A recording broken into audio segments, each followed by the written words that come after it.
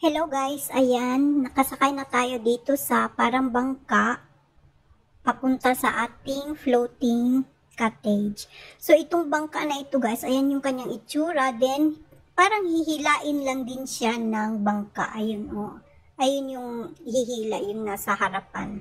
So ayan, papunta ng yung sa floating cottage. So ayan, hinihila na tayo. So, first time lang namin guys mag-try ng floating na cottage. Dito ito sa Jack Floating Cottage sa Samal Island. So, ayan. Super init pero parang ang sarap ng pakiramdam pag ganito yung place. Ayan. Hindi din siya crowded.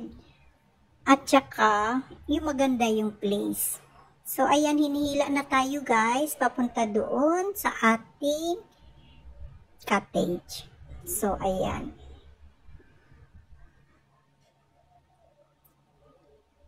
Thank you so much for watching. Bye!